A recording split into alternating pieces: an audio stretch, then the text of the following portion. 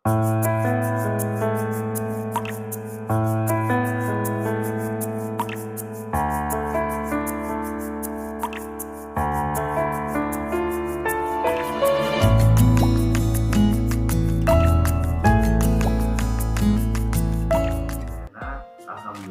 hari ini kita melanjutkan kembali mempelajari buku panduan yang sudah diberikan oleh kementerian terhadap pelaksanaan program sekolah penggerak.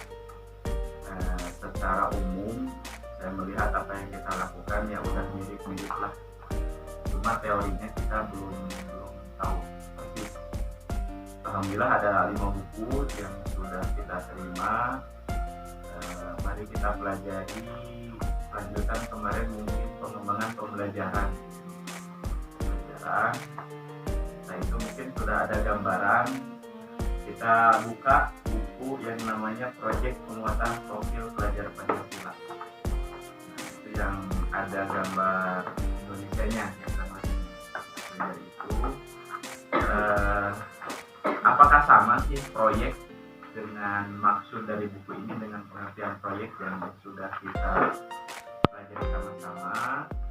Ya, mungkin kita akan belajar bersama-sama biar menghasilkan, karena itu sudah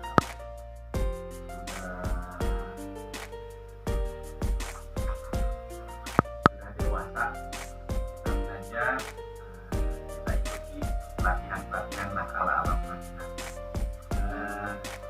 Nanti kita bagi tugas. Bu Holly punya tugas mencari poin-poin penting dari petunjuk buku. 3 halaman, halaman 5, halaman 6, dan halaman 7. Itu tugas Bu Holly, mencari poin-poin penting dari 3 lembar itu. Nanti Ibu Holly catat di lembar ini. Nanti Bu Holly presentasikan ke teman-teman, biar teman-teman tahu, oh yang dipelajari Bu Holly teh ini. Bu Ai nggak mungkin ada tadi dijelaskan. Bu Ai itu bagian pelajar Pancasila dari bab 1 halaman 2 Bu Ai. Halaman 2 3 halaman sama sampai dengan halaman 2, 3, 4 ya. Itu mungkin dari mulainya akan mencatat poin-poin penting dan nanti dipresentasikan ke Bu Ai. Jadi kita nggak harus belajar. Jadi ini tuh namanya apa ya? Ini salah satu metode apa namanya? Saya pernah belajar ini, Bu. Kita dari kata-kata penting 5, 6, 7. 5, 6, 7. Dan Bu Ayu dari 8, 9. Ibu-ibu, 15 menit sudah berlalu. Saya lihat catatannya sangat banyak. Siapkan mental ibu buat dipresentasikan. Sekarang kita akan melihat presentasi dari Bu Holly. Silakan. Yang lain perhatikan biar kita dapat ilmu. Assalamualaikum warahmatullahi wabarakatuh. Di sini saya akan menjelaskan tentang petunjuk penggunaan buku Proyek Penguatan Profil Pelajar Pancasila.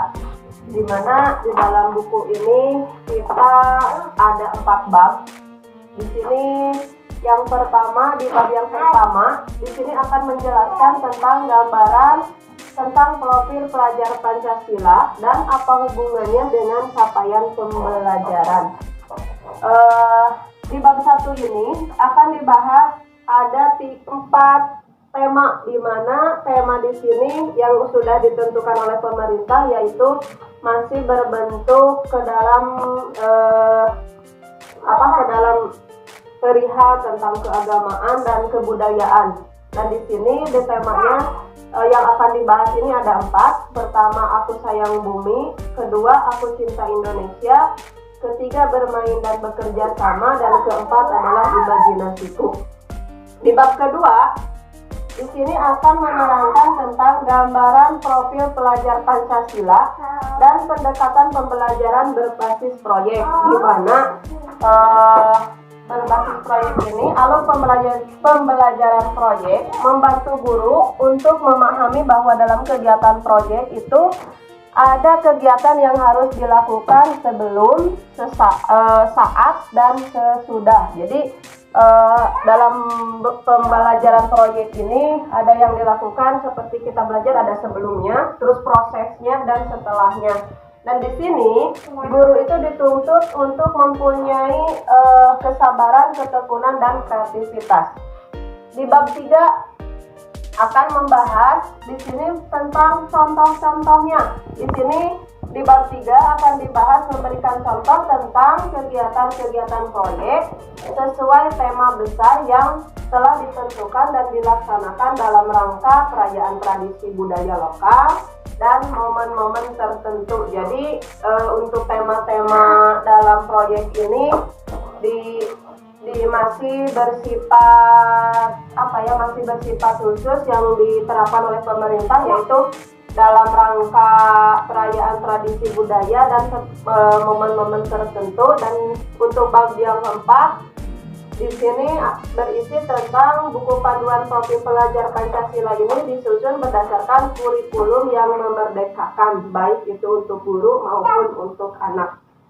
Demikianlah paparan saya tentang panduan penggunaan buku. Terima kasih paparan dari Bu Holi yang alhamdulillah cukup bisa dimengerti. Jadi di buku ini ada berapa bab, Bu Holi? Ada 4 4. ya. Jadi mengusung 4 tema besar. Yang pertama adalah Aku Sayang Bumi, terus Aku Cinta Indonesia bersama, dan tema imajinasiku. Tangan buat Bu Holi. Ada yang mau bertanya dari teman-teman, silakan. Satu orang. Oh, nggak ada. Oke. Lanjut, Bu Ai. Warga negara diwajibkan memahami dan mengamalkan Pancasila serta menjadikan Pancasila sebagai pegangan hidup.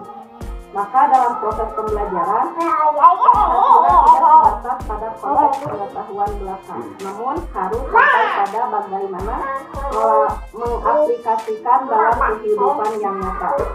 Pendidikan di Indonesia semestinya mengarah pada terwujudnya pelajar yang mampu berpikir kritis, komprehensif, dan bangga dengan jati dirinya sebagai anak Indonesia. Nah, profil Pancasila dalam pendidikan Indonesia dijabarkan dalam 6 dimensi. Yang pertama, beriman, bertakwa kepada Tuhan Yang Maha Esa dan berakhlak mulia. Yang kedua, mandiri. Yang ketiga, bernalar kritis. Yang keempat, berkebinekaan global. Yang kelima, bergotong royong. Dan yang keenam, kreatif. Nah, oleh karena itu, kreativitas guru sangat dibutuhkan untuk mengemas kegiatan pembelajaran yang menarik, menyenangkan, terintegrasi dengan kehidupan nyata dan di lingkungan sekitar. Yang kedua, tentang capaian pembelajaran.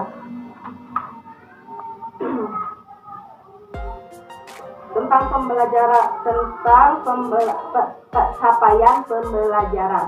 Capaian pembelajaran ada sejumlah nasional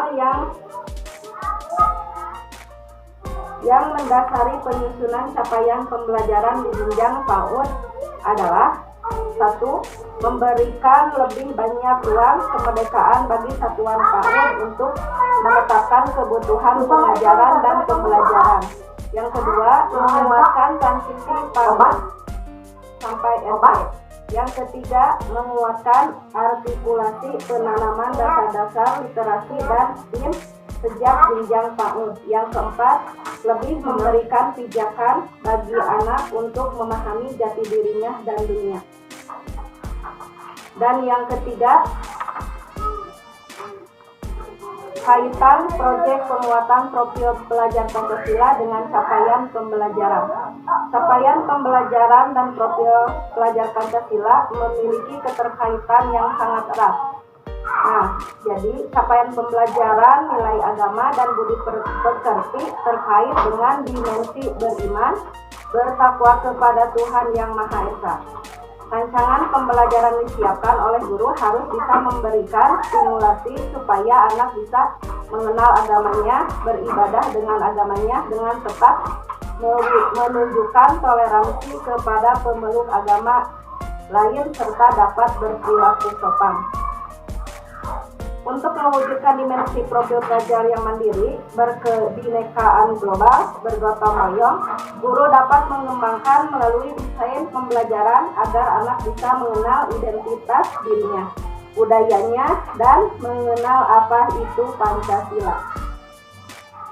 Jadi, anak harus memiliki kesadaran agar dirinya dan lingkungan sekitarnya terstimulasi motoriknya dan memahami bagaimana cara hidup sehat, dan anak juga dapat bersosialisasi, mengembangkan emosi yang sehat, serta memiliki motivasi untuk terus mengembangkan diri dan dapat menjalin komunikasi dengan sekitarnya atau bisa disebut CP jati diri.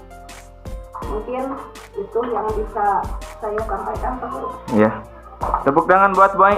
Oke, ada yang mau bertanya? Kita menemukan ya. Jadi ada profil pelajar Pancasila bagaimana, terus contoh kegiatannya seperti apa ya. Jadi biar ada panduan buat kita bagaimana mendesain pembelajaran yang berbasis kepada profil pelajar Pancasila. Contoh kegiatannya seperti apa di sana ada ya. Jadi tinggal kita modifikasi sesuaikan dengan keadaan yang ada di daerah kita masing-masing. Selanjutnya Bu.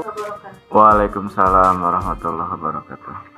Menurut Bu Ita, salah satu dimensi dalam profil pembelajaran Pancasila adalah berkebinekaan global akan berkembang dari bagaimana setiap individu memperkuat dan mencintai budaya masing-masing.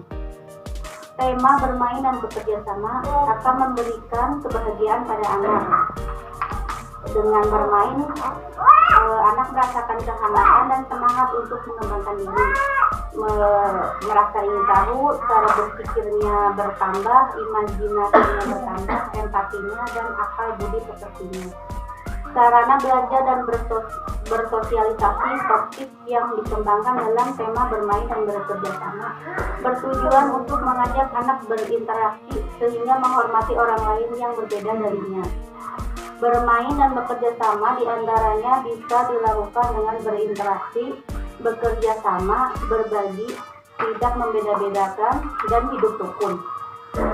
Tema selanjutnya adalah imajinasiku. Kemampuan untuk membayangkan gambaran tentang sesuatu yang belum pernah dilihatnya atau dialaminya. Seperti pesawat dan komputer adalah hasil dari buah imajinasi. Jadi, anak distimulasi dengan serangkaian kegiatan yang bisa membangkitkan rasa ingin tahu dan memperkuat imajinasinya. Kegiatan yang dilakukan misalnya mengamati alam semesta, mengunjungi tempat yang menarik seperti museum, pasar, bandara, stasiun, perpustakaan, dan lain-lain. Sampai di sini. Semenit. Singkat saja. Oh, singkat. Cara baca masing-masing. Lah. Kalau tidak ada pertanyaan 1 menit. Belum. Jangan memotong. Itu di halaman 10. Semua naros. Nah, silakan Bu Holi, nanya apa ke Bu Ayu?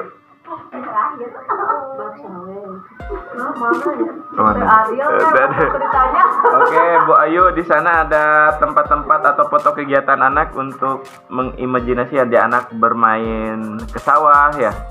Terus dibawa ke pabrik apa tuh teh? Ke warung, ke pantai, ke museum ya.